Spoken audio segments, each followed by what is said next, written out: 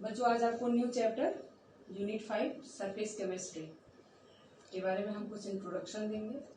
उसमें surface chemistry में कितने टर्म्स यूज किए जाते हैं या उस टर्म्स के क्या मीनिंग है उसके बारे में भी हम बात करेंगे। जैसे terms absorbent, absorbent, sorption, desorption and positive and negative absorption and enthalpy को हम बात करेंगे। पहले आते हैं सरफेस केमिस्ट्री होती क्या है, इसके बारे में हम थोड़ा सा बात करें। हमने देखा है इन डेली लाइफ और इंडस्ट्रियल फिनोमिना ऐसे बहुत सारे होते हैं जो कि रिएक्शन तो होता है लेकिन उसमें एज ए मेटल हम एज ए कैटलिस्ट यूज करते हैं या हम उसमें एब्जॉर्प्शन या टेम्परोरी रिएक्शन को प्रोसीड करने के लिए हम टेम्परोरी मेटल ऐड करते हैं।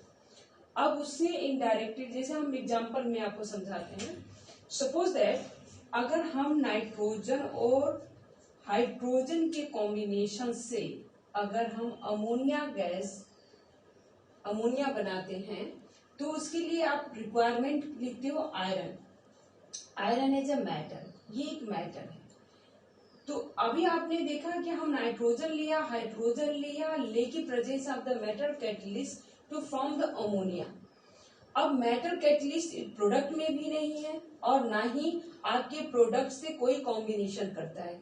तो मेटल आखिर जो आयरन डाला गया है ये किस पर्पज से या इसकी क्या ऐसी मैकेनिज्म होती है कि विदाउट मेटल कैटलिस्ट प्रेजेंस नहीं होने से ये रिएक्शन आगे प्रोसीड नहीं करता है।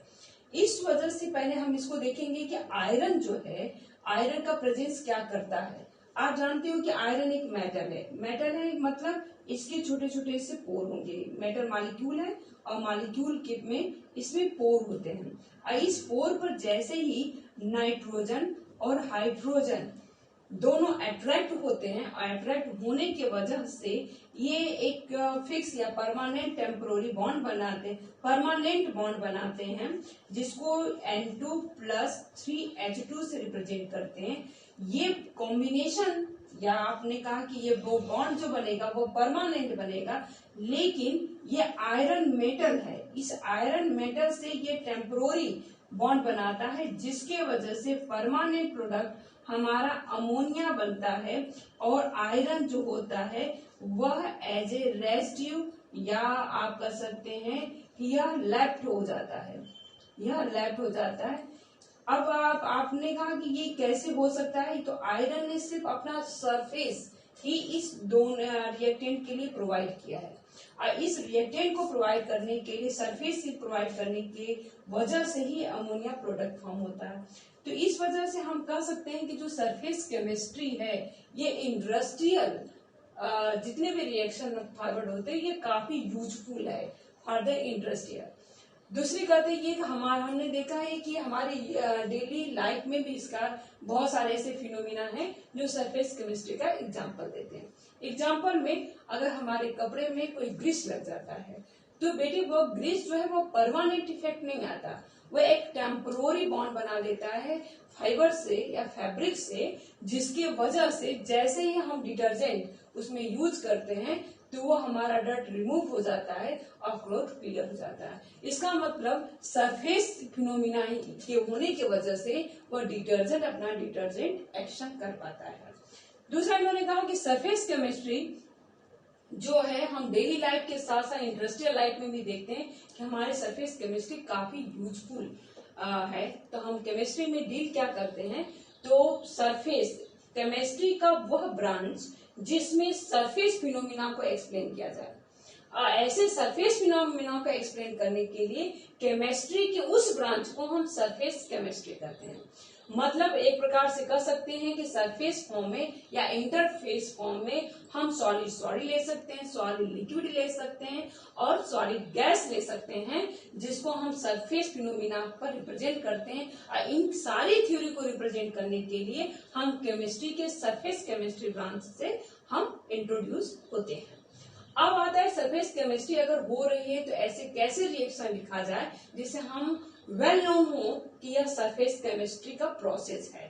तो पहले आपने कहा कि जैसे सरफेस केमिस्ट्री हमारे बहुत सारे ऐसे रिएक्शन जो सॉलिड होते हैं, सॉलिड लिक्विड होते हैं और सॉलिड गैस फॉर्म में होते हैं। इसको रिप्रेजेंट करने के लिए हम हाइफन या स्लैश या इंटरफेस का हम यूज करते हैं। ऑफ कोर्स जैसे हमने ये लिया तो ऑफ कोर्स ये जो है ये आपने हाई अमाउंट में लिया होगा, आयरन जो होगा वह स्मॉल अमाउंट में लिया होगा। इसका मतलब ये गैस और सॉलिड ये दो चीज का ये कॉम्बिनेशन है। बल्क फॉर्म ऑफ द ये आपका रिएक्टेंट है और स्मॉल अमाउंट में आपने आयरन प्रोवाइड किया, जिसकी वजह से हम इसको रिप्रेजेंट करें कि ये किस टाइप का सरफेस है तो हम लिखते हैं सॉलिड, इसको लिखा जाएगा सॉलिड ऑब्लिक गैस।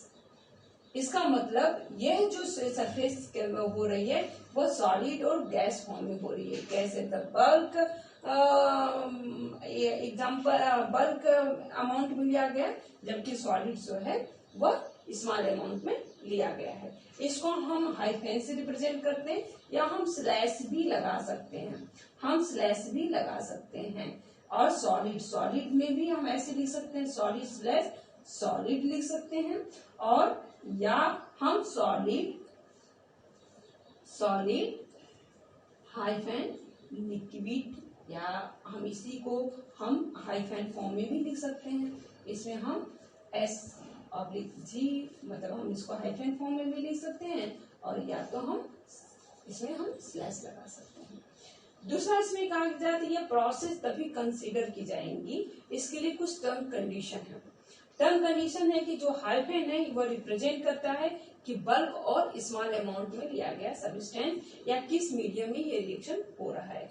नोट और ये वेरी इंपॉर्टेंट रिएक्शन, इसमें ये चीज बेटा आपको पॉइंट करना है कि यह स्लैश या हाइफन सिर्फ सॉलिड लिक्विड या लिक्विड आप लिक्विड और सॉलिड, लिक्विड और गैस में रिप्रेजेंट कर सकते हैं, सॉलिड में रिप्रेजेंट कर सकते हैं, और गैस इनटू गैस में रिप्रेजेंट नहीं किया जा सकता, क्योंकि गैस एंड गैस जो है वो कंप्लीट मिक्सचर है जिसको हम हाइफन से रिप्रेजेंट नहीं कर सकते। दूसरा है इस प्रोसेस को रिप्रेजेंट करने के लिए हमें क्या ऐसी टर्म कंडीशन होनी चाहिए जिससे हमारा सरफेस फिनोमिना उस पर एक्सप्लेन हो। जैसे हम आपने कहा कि जो सॉलिड सरफेस या जो हमने इंटरफेस लिया है वह क्लीन होना चाहिए, और क्लीन होने के साथ वह अल्ट्रा क्लिनिक होनी चाहिए, वैक्यूम फेज में होना चाहिए। यहाँ तक कर सकते हैं 10⁻⁸ पास्कल वैक्यूम में इसको रखना चाहिए। अगर ये वैक्यूम फेज में नहीं रखा गया या क्लीन नहीं किया गया तो एयर कंडीशन में प्रेजेंट ऑक्सीजन और नाइट्रोजन इसके सरफेस पर एब्जॉर्ब हो जाएंगे, जिसकी वजह से ये रिएक्शन आगे प्रोसीड नहीं कर पाता है। दूसरा इसमें हम आते हैं कि टर्म कंडीशन की बात अगर हमने कहा तो टर्म कंडीशन में ऐसे हमारे बहुत सारे फिनोमिना जैसे कोरोजन, इलेक्ट्रोड फिनोमिना की बात करते हैं, डिटर्जेंट की बात करते हैं। यह सारी चीजें जो हैं आप सरफेस फिनोमिना में ही या सरफेस मैकेनिज्म में ही पढ़ सकते हैं। दूसरा है कि इस पूरे सरफेस केमिस्ट्री को समझने के लिए हमें कुछ टर्म की रिक्वायर होती है, जिस टर्म्स को हम समझने से हम समझ जाएं कि इस टर्म्स में क्या कहा जा रहा है। तो सबसे पहले हम टर्म्स यूज करेंगे एब्जॉर्बेट। एब्जॉर्बेट क्या होता है? उन्होंने कहा absorb in which substance accumulated on the surface of the substance, वह सब्सटेंस जो किसी सरफेस के या किसी सब्सटेंस के सरफेस पर एक्यूमुलेट होता है उसको हम एब्जॉर्बेट कहा जाता है। और जो एब्जॉर्बेंट मतलब इन विच सब्सटेंस जो attract to the absorbent on the surface उसको हम कहते हैं एब्जॉर्बेंट। एग्जांपल में हम ड्रॉ कर सकते हैं। सपोज करो यह एक मटेरियल है, कोई भी मटेरियल है, इस मटेरियल को अगर हमने एब्जॉर्बेंट कह दिया, मटेरियल है इसको हमने एब्जॉर्बेंट कह दिया, इसका मतलब क्या? यह मटेरियल का जो सरफेस मॉलिक्यूल है वो अनबैलेंस्ड है। जो अपर सरफेस मॉलिक्यूल है, जैसा हम जानते हैं कि जो ऊपर का इसके नीचे जो फोर्स लगता है वो तो अट्रैक्ट करता है बेटे इस मॉलिक्यूल को, लेकिन अपर वाला जो है ये नीचे वाला एक दूसरे को अट्रैक्ट करता है जिसका अट्रैक्शन फोर्स होता है, लेकिन जो अपर सरफेस है वो उसका फोर्स है वो अनबैलेंस है, और अनबैलेंस होने की वजह से वो आउटर मोड से मॉलिक्यूल को अट्रैक्ट करता है। तो ऐसे सब्सटेंस जो अट्रैक्शन पावर रखता है उसको एब्जॉर्बेंट कहा जाता है। और एब्जॉर्बेंट मतलब अदर मॉलिक्यूल जो attract on the surface of the absorbent, उसको हम बोलते हैं एब्जॉर्बेट। इसको हम बोलेंगे एब्जॉर्बेट, इसको बोला जाता है एब्जॉर्बेट। जो सब्सटेंस के सरफेस पर एब्जॉर्बेट ऐड होता है उसको हम बोलते हैं एब्जॉर्बेंट। आपने कहा सरफेस फिनोमिना है, और इसका मतलब क्या है, ये सिर्फ सरफेस पर ही एक्यूमुलेटेड होंगे, और सरफेस पे एक्यूमुलेटेड होने की वजह से ये इस पूरे रिएक्शन को या इस पूरे प्रोसेस को हम एब्जॉर्प्शन प्रोसेस कहते हैं। कौन सा प्रोसेस कहते हैं? एब्जॉर्प्शन, एब्जॉर्प्शन प्रोसेस कहते हैं। क्योंकि ये बल्क फिनोमिना मतलब इंटीरियर फेज में नहीं जा पाता है, सिर्फ सरफेस पर ही रह जाता है, इस वजह से इस पूरे प्रोसेस को हम बोलते हैं एब्जॉर्प्शन। अब आप कहेंगे तो एब्जॉर्प्शन क्या होता है, हम उसकी बात कर लें।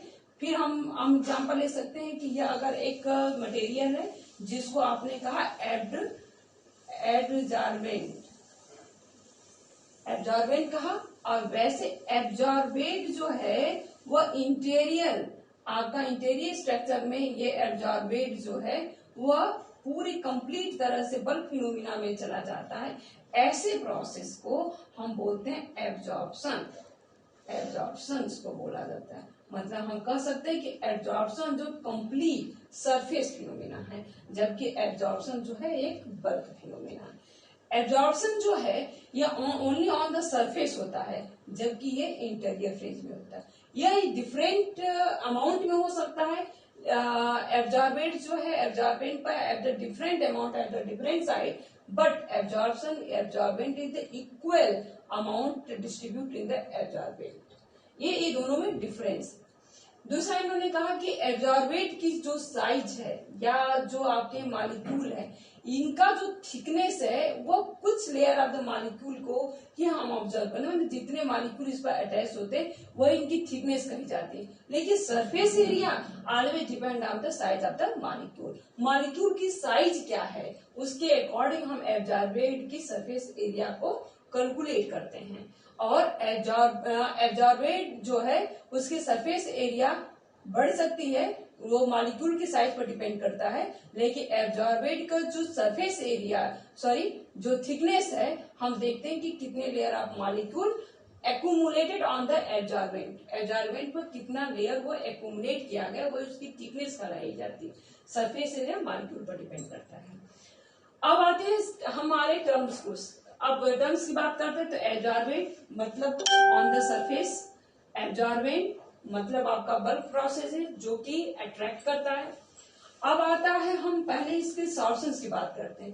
कभी कभी ऐसे रिएक्शन होते हैं या कभी कभी ऐसा हमारा एब्जॉर्प्शन होता है जिसमें एब्जॉर्प्शन बिल्कुल इक्वल अमाउंट पर होता है, और हम उसको आइडेंटिफाई नहीं कर पाते कि यह एब्जॉर्प्शन हुआ या एब्जॉर्प्शन हुआ। तो ऐसे जो रिएक्शन है उसको हम बोलते हैं सॉर्प्शन। अब आप कहें एग्जाम्पल, तो हम एग्जाम्पल में नहीं कि हमने एक बीकर ले लिया और बीकर में हमने इंक भर लिया। इंक कलर है, ब्लू कलर का आपका इंक है, और इस ब्लू कलर में अगर हमने चॉक डाल दिया, ठीक है।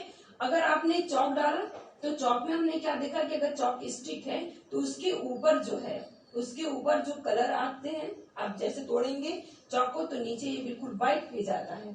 तो यहाँ पर आपका जो कलर है वो एब्जॉर्बेंट है, जो ये है जो चॉक है वो आपका एब्जॉर्बेंट है, और कलर जो एब्जॉर्बेट है, और जो पानी चला गया है अंदर जो पूरा चॉक गीला हो चुका है वो आपका एब्जॉर्प्शन है, और कलर जो है वो एब्जॉर्प्शन है। अब आता है सॉर्प्शन की बात करते हैं, तो हम प्लेटिनम एक मेटल लेते हैं, उस पर हाइड्रोजन पास करते हैं, तो देखा जाता है कि जो हाइड्रोजन मॉलिक्यूल है वो कंप्लीट प्लेटिनम को कवर करता है। इस पर एब्जॉर्प्शन और एब्जॉर्प्शन है द इक्वल अमाउंट या इक्वल रेट में चलता है, इस वजह से ऐसे प्रोसेस को हम सॉर्प्शन कहते हैं। अब आते हैं थर्ड की बात करते हैं, डिजॉर्प्शन क्या होता है।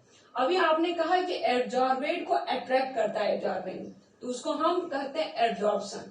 डिजॉर्प्शन क्या होता है, जब हम एब्जॉर्बेंट से एब्जॉर्बेंट को रिमूव कर देते हैं, एब्जॉर्बेंट को रिमूव कर दें या clean of the absorbent surface, उसको हम बोलते हैं डिजॉर्प्शन।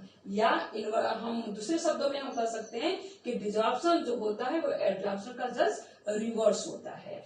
रिवर्स होने का सेंस मतलब एब्जॉर्प्शन अट्रैक्ट एब्जॉर्बेंट और डिजॉर्प्शन जो रिमूव ऑफ द एब्जॉर्बेंट, इसको हम ऐसे प्रोसेस को हम बोलते हैं डिजॉर्प्शन।